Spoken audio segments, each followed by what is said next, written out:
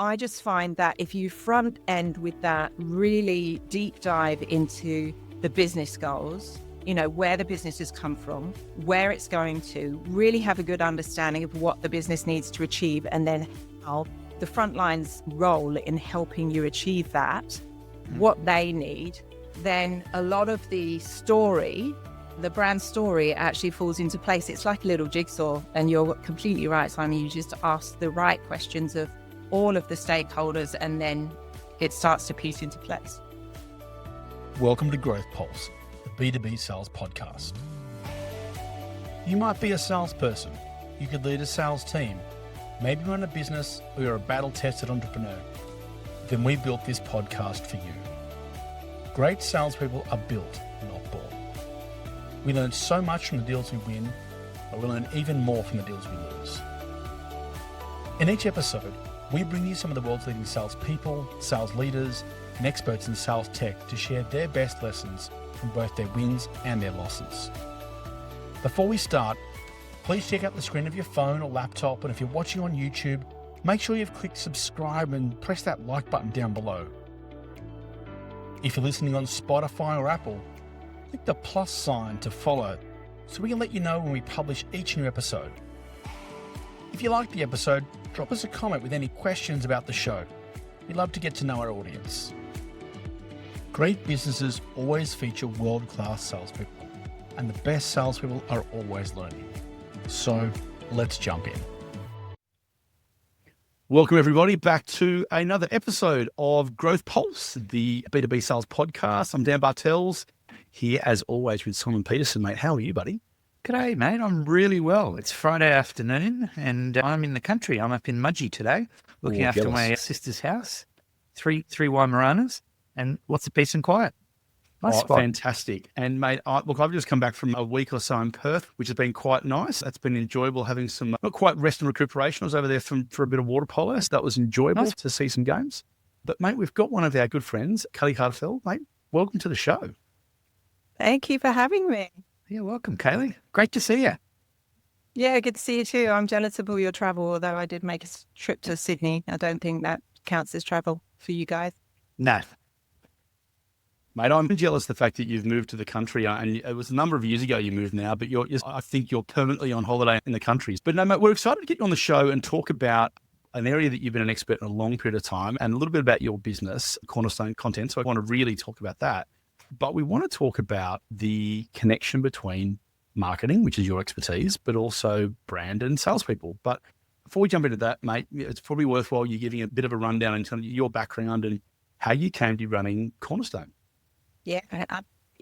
Cornerstone Content is a brand and content marketing agency. So we help brands really show up well by helping them identify themselves, identify their strength, and create cut through in the market. And then we turn all of that goodness, all of that advantage that we really clarify for them into the content and the content strategies that help them attract their audiences. How did I end up doing this? I've worked with you guys a couple of times before. It all grew out of, I guess, working for global companies like Salesforce, like DocuSign, and really working with them on their challenges for how, when they launch something new, how do they show up well? Mm-hmm. And yeah, it just turned into a bit of a passion for mine. And in 2020, I launched my own agency doing just that. How has it been running your own agency, going from working for big firms into running your own show? What's the transition like? As you said earlier, I live in the country. I'm permanently on holiday. So there was a learning curve, a lot of self-discipline. Don't go out and jump on a horse. Don't go riding a motorbike. Actually, this is your engine. But yeah, it's been really good because I guess it's that kind of the ability to go out and source and have conversations with really exciting companies and just grow the business your way. It really suits me. Excellent. That's fantastic. So we wanted to talk about brand, marketing, and sales. And I think from my perspective, lifelong salesperson here, and I've had a lot of interactions with marketers over time, and I've sold marketing services and I've sold services to marketers. I've sold software to marketers. I think we as salespeople always think we understand what the role of a marketer is, and we think we can do it better, and none of us ever can. I think it's common that salespeople or those who are responsible for the revenue number misunderstand what the function is and how we go about it and how we get the most out of it. Long intro to a short question. How do you think about brand? How do you think about marketing when you apply it to a sales lens? Yeah, for me, I think we've gone through some pretty unpredictable times. And whenever budgets are cut, it's marketing. And whenever the budgets of marketing survive, but they are cut, it's brand. It's the top of the funnel that goes first. So people double down on lead generation. But what I've tried to show people through my agency is that brand is a demand multiplier. It's the thing that fires up lead generation and makes it exponentially more successful. So what I've found throughout being able to help companies clarify their brand is quite often they will come to me because they've got one of two problems. Firstly, they may have lead generation efforts going, but they're not hitting the mark and I don't know what I'm doing wrong. And it's because they don't have their story clearly articulated. Or it's that their lead generation's working and their sales team can't get traction because nobody knows who they are or they're not trusted yet. So they need to build their brand and their reputation. You can give them all the good leads they like, but they're on the phones. They're contacting people and people are going, sorry, who are you? What do you do again? And that's never something that you want sales teams to face. Absolutely. And do you find that's the case probably more in smaller businesses? I think obviously we've worked together in some big ones. You've been at DocuSign and Salesforce. That brand recognition of those two engines is obviously massive. How do you go about thinking about a small business developing its story? It's what brand is. Where do you start? It's funny you should say small businesses versus big businesses, because I think the big businesses are the ones that change most often. So they need to keep their audiences up to speed with who they are and what they're doing. So they have just as big a need as the small businesses. But the small businesses, if you're going to get yourself to the point where you're pretty serious about growing, then you need to be very specific about how you're going to grow. And I think most small businesses start off with let's test the market and see. And then it's that kind of scaling effort where they go, okay, I want to get bigger, but I can't get more of the same customer. And that's the point where brand marketing really comes into play, because you can say, okay, we're going to not say 50, 60, 70% of what you want to say. We're going to focus on that 30% that really hits home with those 20% of customers who are going to be 80% of your spend ultimately. Yep. So we get them started by getting in a room. And I think you guys have both done this with me before, and just really getting to the core of who it is and what they look like and what value you can give them versus what it is that you do and what you can sell, which is how most people approach. Absolutely. And that 50 slide first call deck, you want to throw in the bin. And that's actually a really good point, because when people have 50 slides to choose from, how many of those sales decks do you think look the same? You got brands stood everywhere when you give people that much. Yep. And I guess when you're talking to a business, is getting to know them, you understand their story. What do you need to get in and understand how the sales organization works and really embed yourself in what the sales cycle looks as part of your brand and lead gen strategy? Yeah, I do. Look, I don't know that everybody approaches it this way, but I guess because I have had that through the funnel marketing background, for me, that's your front line. You don't want to fall over at the last furlong.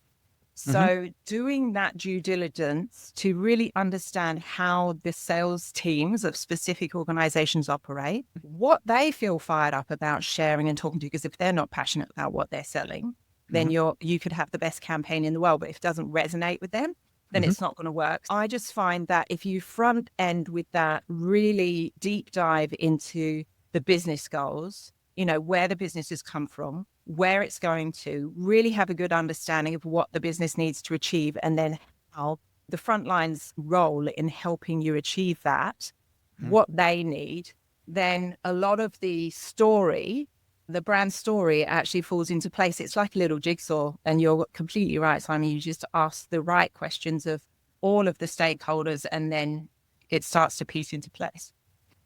Absolutely. Interesting. And I think, obviously Dan and I our sales guys, so we're probably on the other side of that fence. And we've seen marketers come into an organization, and more often than not, I see them squirreled away in a corner office, busily building a strategy. And magically, at some point, a month or two later, I, as a sales leader or as a salesperson, I get given, here's the strategy, etc. So I think what you just talked about, getting to know the sales team along the way, is so important, because they are at the coalface. What do you find? How do you find salespeople? What's their understanding of what you do? And do you find yourself having to re-explain it pretty much every organization you go to when you're talking to the sales team? Oh, I think it's, especially when you're talking about brand marketing, I think it's a continuous change management project. Mm-hmm. So I think you're exactly right. Sales is such an important stakeholder. So you've got this organizations where marketing, the vision is fabulous. Everyone's excited about that vision at the top level because it's a really fabulous vision, but how do you operationalize that? So the salespeople aren't on board with that. And then you talk to the salespeople and they've also got a kind of bubble view because they're working at the other end of things and they don't have that vision. So they need something that they can actually convert, right? They need a proposition, some facts, some substance that they can say when they're actually talking to prospects. And they need enough of it, not just one chance. This is another problem of coming out with a brand for the organization, then turning that into a visionary campaign. You've got to think it all the way through. So sales must be a stakeholder. So I think it's change management. I think it's bringing those two together and just saying, if this is the vision, how do we work backwards from that and create all of the steps that turn it into something actionable, not just once, but what if that conversation needs to happen 6 times for a salesperson? And there's only so many times that they can say, hey, this is the happy company or this is the whatever company. They can't keep repeating the same message. So I think that being able to have those sales stakeholders is essential. I think giving sales an understanding of the big vision is essential. And I think having your marketing team and your executive team on board with making sure that vision flows all the way through to long sales cycles is also essential. Absolutely. Yeah, I think, Kayleigh, one of the pieces that I've observed and I've struggled with over time as a salesperson is to understand the difference between marketing as a function, brand as an execution, or a campaign or a strategy over a long period of time, and then you're within time period, be it year or multiple years or quarter, your strategy or a go-to-market execution you're going to have, and then a tactic. And too often as salespeople, we end up saying, hey, marketing haven't delivered me any leads, or I haven't had any events recently, and that's all that marketing. Well, there's so much more richness to what you've got to do that you're talking about here. And I recall in our interactions in the past, one of the things that I was always quite impressed by was the way that you've talked about measuring the success of a marketing team, which typically in my experience, lots of marketers will say, we need to be measured by click-throughs. We need to be measured by lead gen events. And you were probably one of the first marketers that went, sorry, you're measured by revenue at the end of the day and the rest of it's all bullshit on the journey. And that was always quite refreshing. How do you help organizations in that transition to both understand from the execution level? Because not all businesses have sales functions. Lots of businesses have consultants. You're now running a consultancy agency, right? So your consultants are part of that function of generating new projects and new sales events. But along the way, they're not just selling, they're delivering as well. So how do you understand all those different elements? But then also, how do you drive the measures to what I know you're quite passionate about? It's the revenue number at the end. How do you do those two things? That is a big question. Lots of bits in it. We break it down. I'm going to break it down. I think you need to, how do we come at this? So you talked about your brand marketing and then your strategies and then your tactics. I think the first thing to do is to make sure you've got that complete vision and you tell people where you're going. So having a clear brand has the power to shorten your sales cycle and boost your conversions. We know that, but it doesn't happen on day one. So the way I look at it is, first of all, you need to tell people very clearly where you're going in this marketing journey. So the brand sets that kind of, this is how, no matter what strategy you implement, no matter what tactic you implement, this is how we behave, what we want people to know about us, and we're never deviating from that. So it's really important foundation to set at first. When you come tactic first, you're just trying this thing, then that thing, then this thing, and they're not cohesive and they won't work collectively over time. So give people the vision over time and then hedge.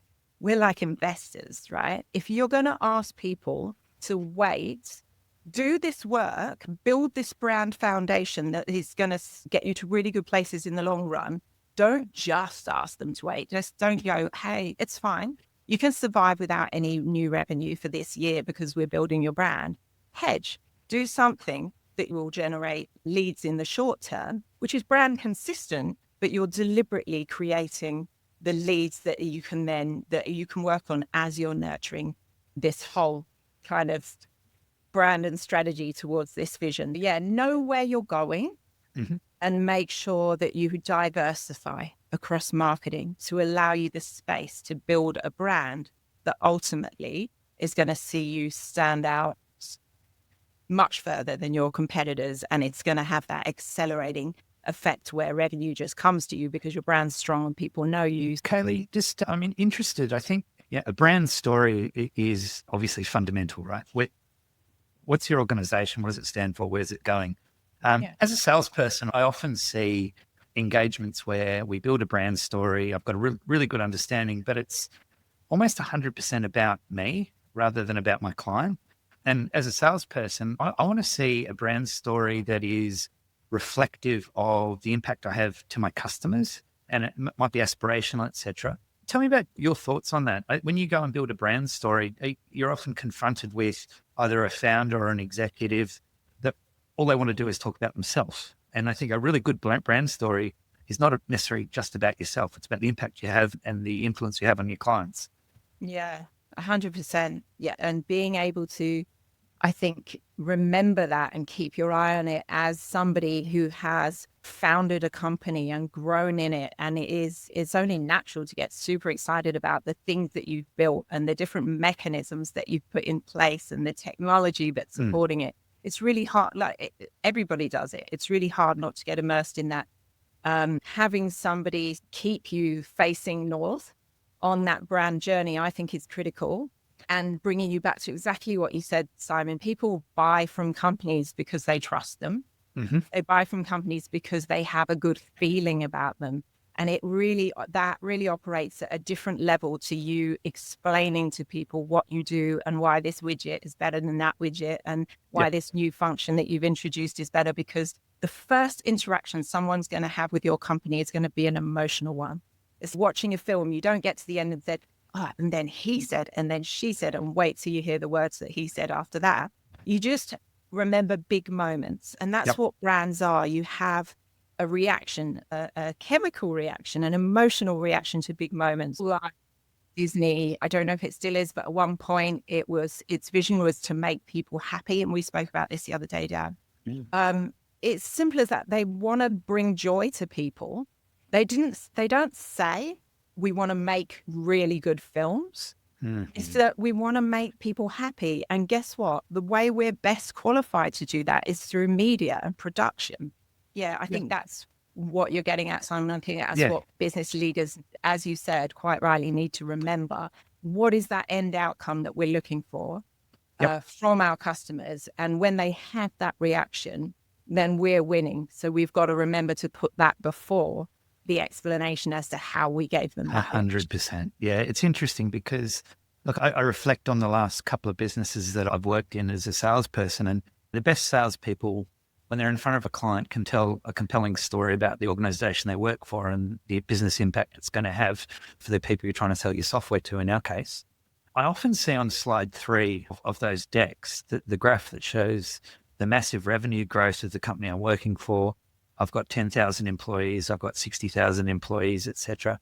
And to me, that's a me slide. And I hate that sort of brand setting to say, aren't I clever? My revenue is growing at 30% year on year. We both work for companies that do that. We've all worked for those. What I do with my sales team is I really talk them around. I talk to them about, why does anybody care about that slide or that message? And it's only relevant if you couch it in a way that says, I'm a large organization, so I can invest in R&D, so I can deliver the XYZ outcome. Do you still see that in organizations you go into, that aren't we great slide? Yeah, and I think you do. And I think it's part of knowing where it's got its place. Mm-hmm. Once somebody's bought in, then they want to know that you're the real deal. So they want to know that they haven't bought into an illusion. So then you can say to them, no, we're credible. This is what we've got. But like you say, so many people lead with that, talk to us, we've got this, we've got that, we're amazing, we've got this tech. And that's just not how I love it when you get a salesperson that's, okay, hear me out. What if? And then you're like, yeah. What? I just leaned in. How do you get that? And this is why marketing needs to be closer to sales, because we don't know this. How do you get that? How do you amplify that across an entire team and not just go, oh, there's one really talented salesperson, he tells a good story. How do you get that story happening across an entire team? I think that's the challenge that marketing and sales have to solve together.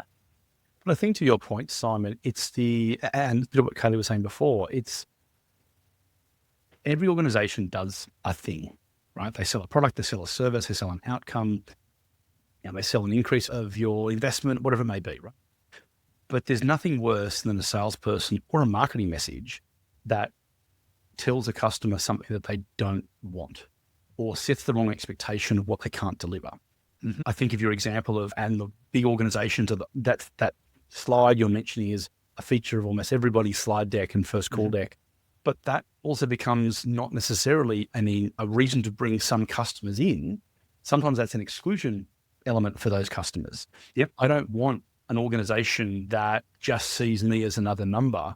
I want an organization of 10 people who see me as 25% of their revenue and actually see me as being critically important to their business. And when I ring, they answer the phone. If I have a problem at 1 a.m, the CEO of that company is going to answer the phone call. Whereas, hold on, or alternatively, no, I don't want to be first. I want to copy what everybody else does. I need you to have 100 people behind the scenes who can just make all this happen for me, and I'll pay for that. Or I want it cheaper because scale will provide me the ability for this to be, I can buy it cheaper because you've done this 400 times before. Or no, I'm wanting to build something uniquely special for the market that my customers will care about, and I want you to help me get there. So it's how do you use these tools on the way to make your, as Kayleigh, you mentioned before, like your right customer. You're not trying to capture 80% of the market. You're trying to just capture the next singular customer. Importantly, know what it is you want to capture. 100%. It all starts with your audience. And I think that's what you've both been saying. It starts with your audience, not with yourself. Mm-hmm. And if you do not know that audience deeply and what they're going to react to, you're probably starting from a really weak position. Nobody goes looking for flights and then goes onto Qantas website and says, this plane's got this many seats. These are the engines.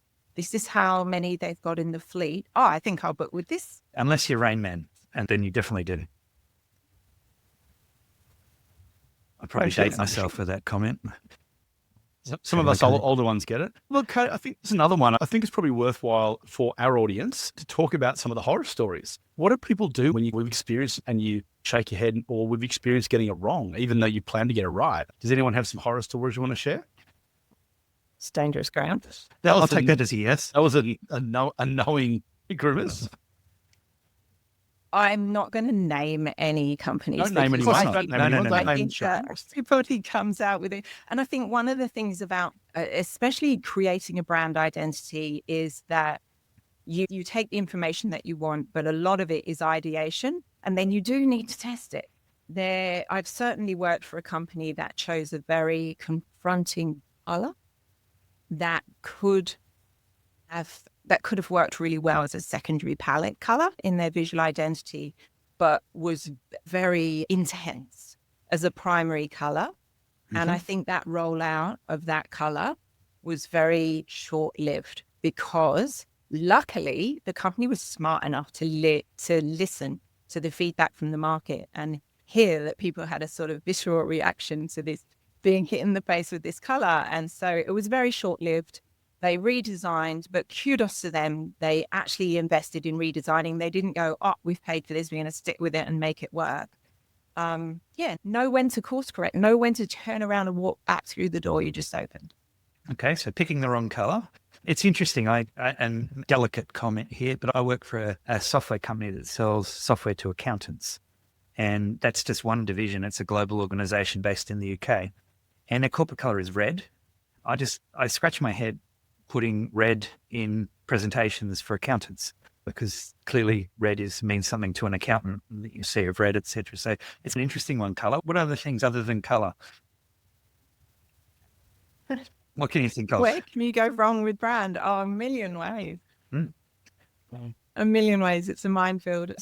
I think the biggest risk to brand is not having people along on the journey. I know that's not as meaty as and exciting, but I've seen great brand ideas fall over because people haven't come along on the journey. Everyone knows that about the kind of brand bloopers that happen out there. I want to be really careful not to name companies, but we all know about campaigns that have gone out there and absolutely fallen over because the messaging's just not good. Mm-hmm. But yeah, I think bringing people along on the journey can mitigate a lot of that.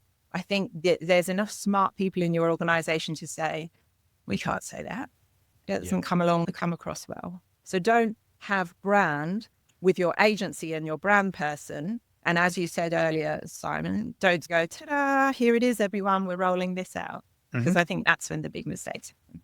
Absolutely. Yeah. Good point. I think there's so many stories that you've heard. I can think of some great, really global stories. New Coke is a perfect example of back in the day, an execution from a sales perspective that let's go and change our recipe because we want to beat a competitor, and not understanding the fact that your recipe is what your recipe is was your brand differentiator.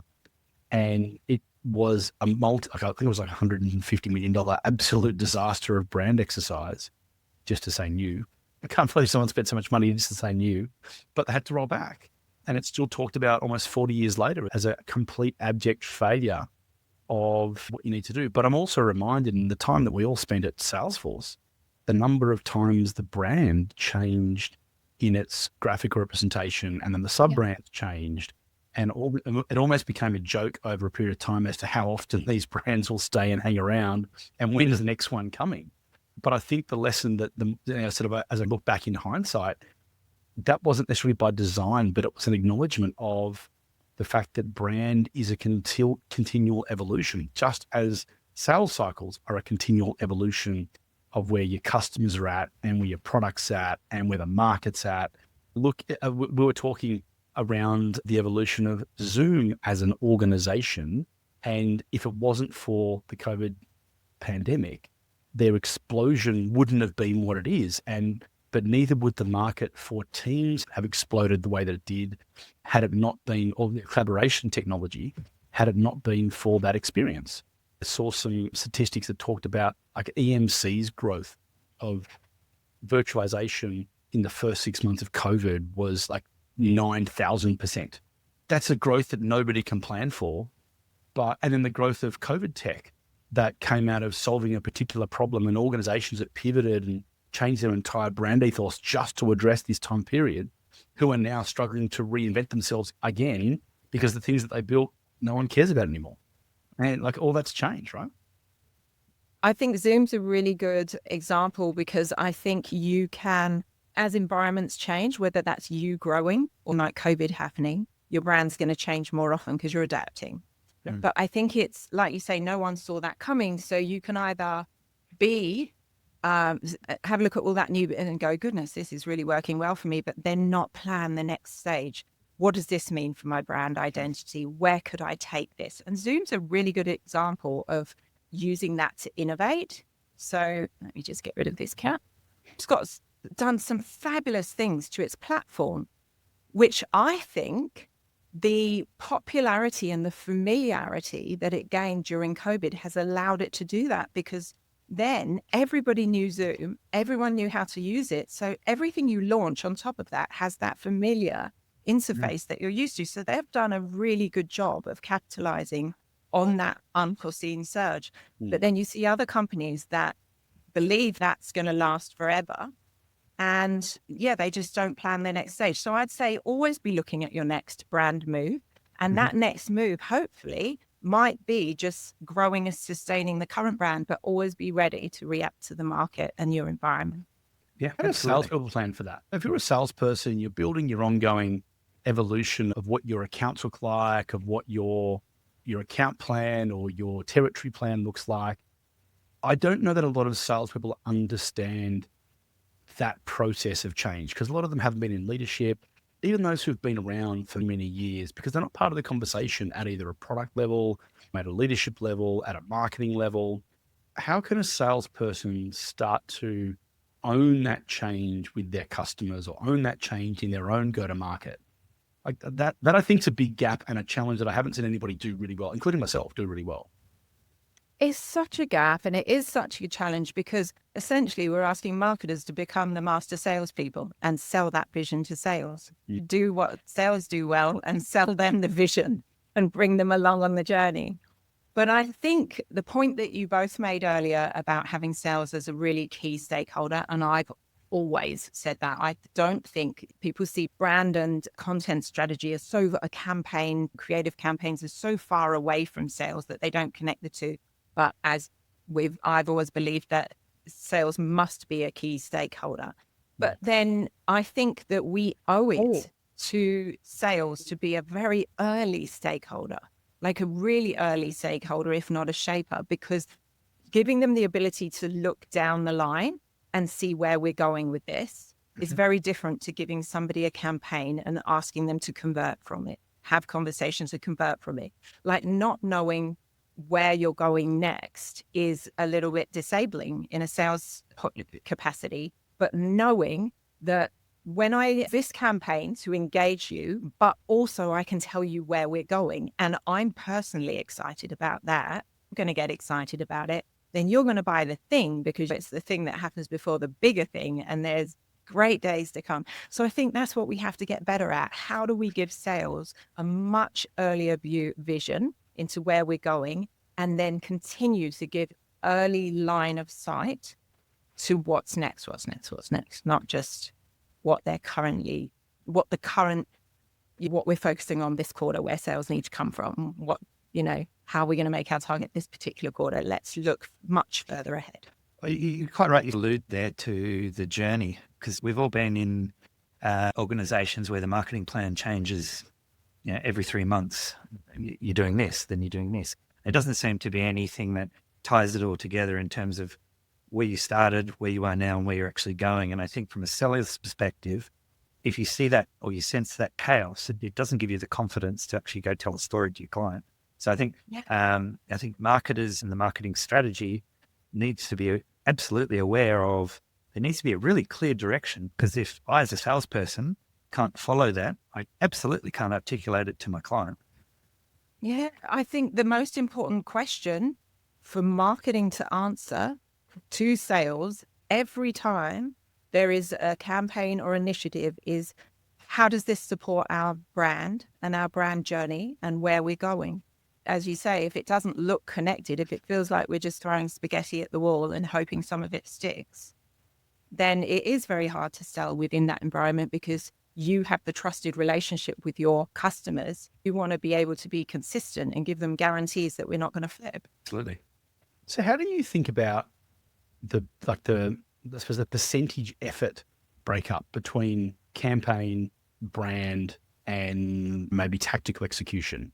Is there a framework that you look at and say, over a 12-month period? Because the reason I'm asking this question is I think that it rolls down to how you talk about it as a salesperson as well, where you put an execution arm from a sales side for the marketing team and their conversations and what they're putting into market. So how do you then talk to your customers about it in that same kind of percentage? Is there anything along those lines you would look at a good campaign, a good program, and say, this is how it's broken up? I think that I spoke about hedging earlier. So I think that having a very clear brand identity, messaging and direction is just, you can't forego that effort. So that budget should be carved out in organizations, because it's going to come back. once those campaigns are all consistent and they're working and people trust you for who you say you are and you don't change. I think what you were outlining before, Simon, is when people do this campaign and that campaign, is because that piece is not necessarily, it's either missing or it's not understood throughout the entire organization. So I would say, just as you might say, reputationally, I need to have a really nice office because I'm dealing with really prestigious customers, so they can't walk into a shed with chickens out the back. That's a spend that you need to invest to make sure that you show up well in the market. Brand marketing and creating your brand identity, that should be carved out. It should be an operational must, that spend. Yep. And then when you've done that, every campaign, every tactic should support that brand vision. And then it just works. I've seen it a million times. You're not seen as trying one thing, trying another thing, changing your mind. So yeah, I'm floating the idea of brand as an operational spend. Absolutely. Of course you are. So tell me, so you're building brands for organizations. Have you ever been asked to build a brand for a sales team? Because we all know certain organizations have a terrible seller's reputation. They're pushy. They're all the wrong things you don't want about sales. And then you have other sales organizations that have a reputation that they're very much value-based. They're very much in front of the clients. There's a big difference, right? And it's typically not at an individual level. It's the organization has a reputation or a brand of the way they sell. Have you ever been asked to help with the brand of the personnel? Because they obviously represent the organization. Yeah, I've certainly been asked to come in and support sales teams in, I guess, it would be more enabling them to have the right conversations so they are showing up consistently and they are well respected. So rather than brand a team that maybe is not functioning in the way that the market appreciates, it would be more, and I've certainly had some insightful organizations have me come in and run things like workshops on how to take the brand that the organization has and tell a story with it, how to tell the most powerful story, when to talk about what, to your point earlier, how to not walk in a room and go, we're amazing. I hope we all know that. And then continue from there. Yep. So yeah, I think it's more how do we raise the reputation of this team? We do it by giving that team the time and the effort they deserve to enable them to actually tell the story for you. I think organizations create their story and then they forget that actually somebody's got to run with that, and that's where they need to put their energy. Yeah, outside the town hall, somebody needs to tell the story. You can't just hear it for 5 minutes and go, got it. Yeah. Yeah. And it is a message you've got to, as a salesperson, as a sales leader and a sales coach in the past, I'm always reminded that even though you've told someone a message in the past, the frequency at which you need to repeat that same message to them to make sure that they get it and on a continual basis. And I use the example for salespeople to say this: if you're playing in the Masters and you might be playing in the final round, but guess what? Those golfers still walk out and will hit 1,000 balls before they hit off the first tee. They know how to play golf. They know how to putt. They know how to drive. They know how to chip. But they still hit 1,000 balls before they start that day's golf. And it's the same piece as a marketer. You're refreshing those messages. You are re-engaging as salespeople that same simplistic message on a consistent, continual basis and refining it and refining it and refining it. The same as you do as a golfer. You know, that chip, you make sure you understand what's happening. It's a little bit wet today, right? How's the green? How are the green rolling? And all those things change over time. But it's this continual practice of, it's not brand new. Often it's going back to the same things that you did 3 years ago, and you've got to refresh them and do them again because your customer changed again. I think there's a world of difference as well between enabling somebody to do something and having them believe it and be passionate about it. I've seen you guys present, and I know that you wouldn't present anything you wouldn't believe in, and you wouldn't just read someone else's words and expect it to come along. But that's often what we're asking salespeople to do. We're asking them to work to a script. Whereas if you take the pitch. Yeah. Like, you have to believe it. And when you believe it, you grow it yourself. You don't even need someone to say, and then do this. When you believe it, that's how you turn a simple engagement into something much bigger. And that's the fun part, right? A salesperson, you get the corporate message.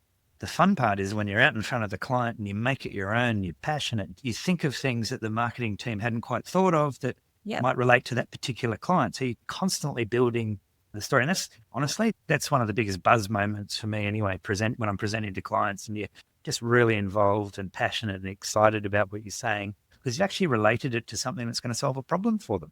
It's great. And you just said something really important there. You say you think of something the marketing team haven't even thought of yet. I think that's another big break. It's like having the information go one way, but then having that feedback. It has to be a loop. And having someone get out of a meeting and go, oh my goodness, I took this in this direction and the room just fired up. I think we have to get better at asking for feedback between sales and marketing as well. You know what's really interesting? We tend to pigeonhole marketers into marketing and sellers into sellers. I've met a lot of really good salespeople that are excellent marketers and a lot of good marketers that are excellent sellers. And we shouldn't think just because you've got marketing written on your business card, you don't know how to sell. And just because you've got sales written on your business card, you haven't got ideas for marketing. And I think when you encourage that to allow people to be more than just the title on their business card, not that we have business cards anymore, but you allow them to be more than that, that collaboration really pops. When I talked to a couple of my sales leaders and asked them about marketing, the first time I did it, they were saying, I'm not in marketing. And you just have to break that boundary and say, look, I really don't care which department you're in. You're talking to clients all the time. You've got really good ideas about the types of messages that resonate. Flip side is I talk to marketers and I work with one at the moment. She's absolutely outstanding.